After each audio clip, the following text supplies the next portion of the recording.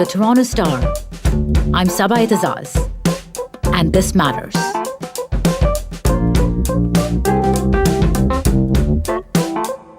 As immigrants, when we come to Canada and raise our children here, many of us don't know about the Indigenous children of this land and what was done to them, a glaring gap in our understanding of the place we chose as home.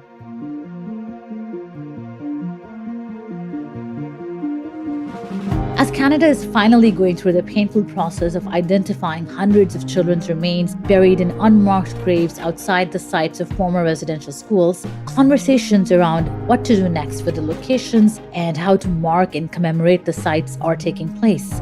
But these discussions have already been happening among Indigenous communities for decades. The Woodland Centre, under the ownership of the Six Nations of the Grand River Reserve and the former Mohawk Institute residential school that's preserved as part of it, is one example of what some survivors and Indigenous communities decided to do. Survivors were very vocal about keeping the building and using it as a tool to educate people about the history of the residential schools in this country. So I think for us, a plaque just wasn't something that was the only thing we wanted to do. And as a result, the survivors have also done their own grassroots initiative, having a memorial park, which is going to be directly beside the school. And that's sort of a way to also be a memorial and honor the children who attended these schools. You know, going through the school is going to be very hard. It's not an easy tour to do, but then you would be able to come out and sort of have that space to reflect and think in the memorial park. Janice Monteure is the executive director of the Woodland Centre, who identifies as a member of Mohawk Nation Turtle Clan. Star reporter Olivia Bowden spoke to her when she visited the Woodland Centre in an effort to listen and try to understand how Canada should move forward in addressing the horrific legacy of the residential schools. How do we honor these children and remember what happened to them so that it can never happen again? She joins me now to talk about that. Hi, Olivia. Thanks for joining me on the podcast. Hi, thanks so much for having me. So, Olivia, this is such a complex issue to try to cover and one people have grappled with worldwide. How do we memorialize the sites where genocide or mass human rights atrocities have happened so that it never happens again? And I know there's no one answer or way, but how have some parts of the world done that? Are there any examples? Sure. So, I think that this is an issue that has come up really worldwide because there's been more of an effort to memorialize and commemorate sites of, horrific atrocities in the last few decades, usually because, survivors have really gained agency in terms of having a voice. So, one of my first thoughts is I did a fellowship for journalists at the Auschwitz Museum in 2019. And, they brought reporters there because reporters contributed to the Holocaust. So, they want to bring reporters there to show what happened and to ensure that all reporters are part of an effort to ensure, something like this doesn't happen. So, seeing the Auschwitz site, they preserved everything exactly as much as they could how it was after the camp was evacuated. And it's very jarring, emotional for most people to be there, but they really decided to retain the site specifically for education. So there's historians and guides and everyone who actually lives there 24/7 to ensure that education gets to the public. And I think that's quite admirable. So seeing that site and seeing what Indigenous people are facing here and have been going through and understanding that these former residential school sites are sites of genocide, what is the best way to commemorate them is an important question. When we talk about Canada's shameful history of residential schools, we're also talking about an ongoing chapter of this history, aren't we? It's unique in the sense that these horrors that Indigenous children faced in Canada, it's not just a distant memory. People who went through that system are still alive today. Does that change how we have this conversation about memorializing these terrible events? Yes, definitely, because, the last residential school, school in quotes, because, one expert I talked to really called them just death institutions. The last school closed in 1997. So you can imagine that there's thousands and thousands of survivors of these schools. And it's not even, only the survivors, it's their preceding generations that have been continued to be harmed by the repercussions of the residential school sites. So not only do we have living survivors, we have living descendants who, have been directly impacted by these schools through intergenerational trauma. In your report, you also address some of this complexity of this trauma for residential school survivors through the story of John Elliott, who kept running away from a residential school and now can't stop visiting the site of that suffering. Can you tell us more about him? Sure. So John attended the school for 5 years from age 10 to 15. And this was in the late 1940s, early 1950s. And, most of his memories from this school are being severely beaten every day. If there was learning, it was obviously, quote unquote, learning that was just full of anti-Indigenous rhetoric, colonization mandate.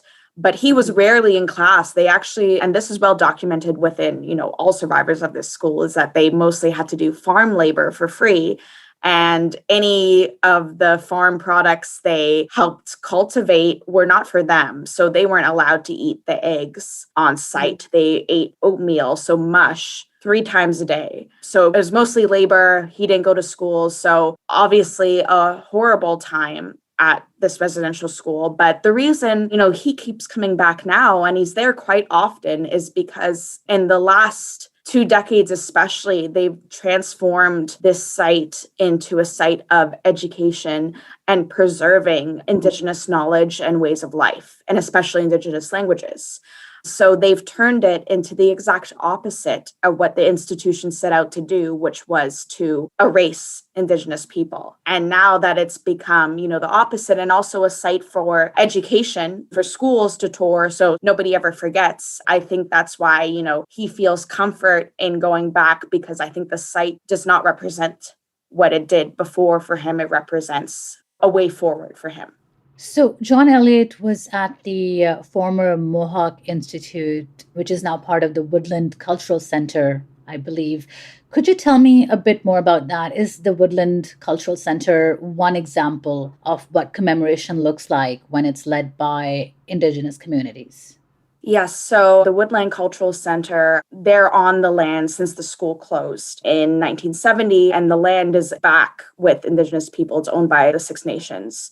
So, this site, they've decided to transform it into a museum, an art gallery, and they're currently within a restoration process to restore the original residential school building for tours to go through.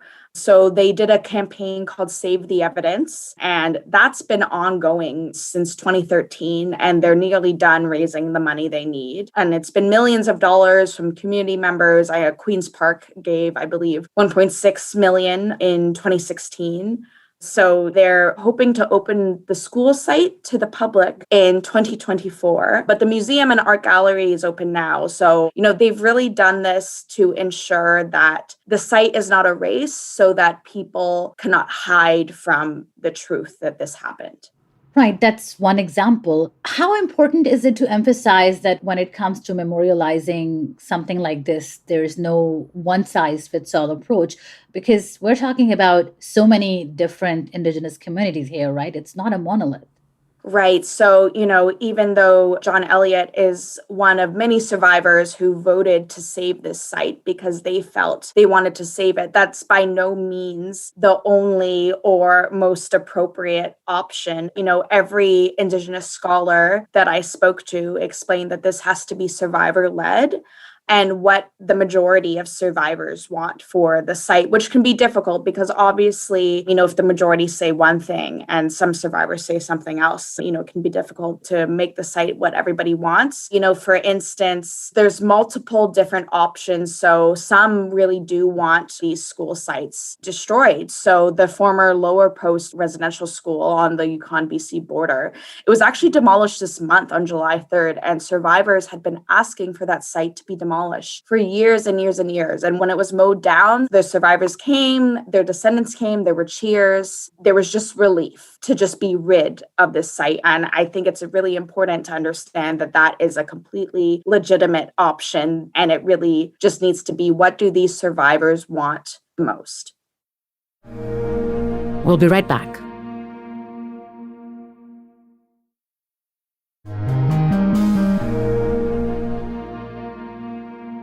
And it seems that a lot of this work has started already. This is not a new conversation, as you say. Can you talk some more about some of the work Indigenous communities have been doing around this?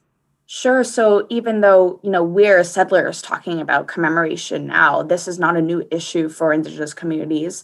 They've been talking about how to commemorate these sites for decades, and especially since these schools were created to erode and sever Indigenous relationships with the land, purposefully to ensure that colonization is successful. So many of the options to commemorate or to use the site for something else have been in the same vein of going in the opposite direction.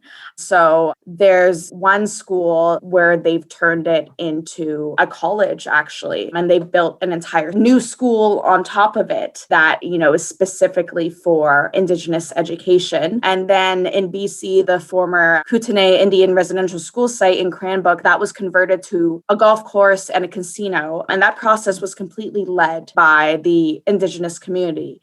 But I think it's really important to remember that it's not one change and then the commemoration or the shift is done. Because, for instance, at that school site, they just discovered 182 unmarked graves at the end of June. And it's really important to understand that this is a fluid process. So, it could involve ceremonies on the land. At the Woodland Cultural Centre, they're building a memorial park for survivors where they can sit and reflect in silence or whatever they want next to the school, because, it's not a one and done situation with these sites. Going back a few years, how did the Truth and Reconciliation Commission address this issue of commemoration, and did the government follow through? So, in 2015, we have the TRC creating their calls to action, and it included calls to action on commemoration. So they asked the government to develop a national heritage plan for commemorating these residential school sites, installing a residential schools national monument in Ottawa. So in 2018, Ottawa allocated nearly $24 million over 5 years towards creating a reconciliation framework for Canadian heritage. But in terms of the actual progress on, a clear framework for each of these sites, a clear framework on Indigenous-led, survivors-led commemoration, I don't think we've seen that. Actually, they've only designated the residential school system a national historic event in September 2020. And the TRC calls are from 2015. And so far, we only have a handful of residential school sites designated national historic sites. Now, a community may or may not want it to be designated that way. How much that designation actually means to them as survivors could totally vary. So, it's not that every site needs to be designated such, but I think that massive national conversation on how to, ensure a thorough process where funding is given, because like I said, these communities have been engaging in this process for decades, but, it's been patchwork funding. Like I said, Queen's Park donated to the Woodland Centre, but that's an individual call for help with the Save the Evidence campaign. There isn't, a real national effort in how they want to do this. And clearly that's necessary. And there's obviously been more government funding after the recent devastating recoveries of Indigenous children's remains at some of these sites, right? Is that funding enough to do some of this work as well? So most of the experts I spoke to said, this is nearly not enough funding because it's $10 million to not only the recovery process of finding these unmarked graves on the site, which is costly, involves radar technology. It's also a painful process for Indigenous people, for survivors. So having support around that is also what that money needs to be for. And then that $10 million is supposed to also be for commemoration. So you have 17 former residential school sites in Ontario. When you divide $10 million across those 17 sites, it's only $600,000 per site. So for $600,000 to be towards commemoration and uncovering the unmarked graves, the Woodland Cultural Centre has spent upwards of, $20 million on their project. And that makes sense for what they're trying to do and creating their whole museum and everything. So Professor Eve Tuck told me that it would just be probably enough for a plaque. And we should understand that, a plaque would be really insulting if it's just a plaque to commemorate what are sites of genocide here. You talked about a national conversation. Which is interesting. I wanted to ask you, how important is it that this memorialization process is not seen through this settler colonial lens? Yes, so I think, even if we get a national conversation going, it's really important that it's not done through the lens of the Canadian government, through settlers here, because, our understanding as settlers of commemoration of these sites, when we see Canadian monuments, Canadian plaques, that's all done through a settler colonial lens. And, there's a reason that we have all these statues to everyone who created Confederation in Canada, because that was how colonization happened here. So to have all the statues of them, it symbolizes taking away land from Indigenous people. So to follow the same plaque and statue mandate when, as Indigenous scholars have told me, like, this grief is fluid. They're still uncovering these sites and they expect hundreds and hundreds more bodies to be found. And this is about genocide. So, sticking a plaque up, it's not enough. And it's also a settler way of marking places. Mm-hmm. Especially when so many of our Indigenous communities are still dealing with the consequences of what happened. Even now, Indigenous childhoods are being interrupted systematically. It's 2021, and so many communities still don't have access to even clean water, for example, right? Yes, exactly. So much of what you and I have absorbed of history was unfortunately from a settler colonial lens because of how this information is sort of kept away from the mainstream and the education system. And many of us have been having these difficult conversations with ourselves recently. What did you take away from reporting on this and visiting some of this history that was preserved in a different way from what we normally see? I understand you visited the Woodland Cultural Centre. Mm-hmm. So I think, visiting these sites as a settler, it's an indication of how little I actually know and how much we really need to defer to Indigenous communities. And it shouldn't even be a question. It should not be about what the Canadian government wants. This land is not our land in the first place. It should be survivor-led. So, visiting the museum, I did my undergrad in history, and a lot of the conversations were about how everything we read, most of what we've learned in Canada is through the lens of white historians about white men in history. So seeing the Woodland Cultural Centre Museum, I saw descriptions of Indigenous communities that were finally not through that lens. And, it made me realize how filtered my entire education has been. And, the effort they had to go to ensure this was done not through a white settler colonial lens. It shows how twisted a lot of the education we have received is, and a lot of our own museums. And because when you take kids to museums, if it's not done in the right way, that's how you end up with adults who, not only don't understand, but, actively work to oppress people. And this is why that education is so important. So for the Woodland Centre, it was not only about the harm Indigenous communities have faced, it was also about how much Indigenous communities have, the wonderful things they've done, their contributions to art and culture and everything like that, and how they're still here and they're not going anywhere. That was also a big part of the museum. Well, thank you so much, Olivia, for reporting on this and sharing it with us. Thank you so much. I was speaking to Star reporter Olivia Bowden. That's it for today. Thanks so much for listening. This Matters is hosted and produced by me, Sabai Tazaz, Adrian Chung, and Raju Mutter. Produced and mixed by Sean Pattenden, and our director of programming is JP Fozo. Our show theme music is by So-Called, and our episode music is by Mike DeAngelis. We want to hear what stories matter to you. Please send us comments, questions, or ideas to thismatters@thestar.ca. Please consider supporting the journalism the Toronto Star newsroom does at thestar.com. And don't forget to subscribe to This Matters on Apple Podcasts, Spotify, or wherever you listen to your favorite podcasts. Let's talk soon.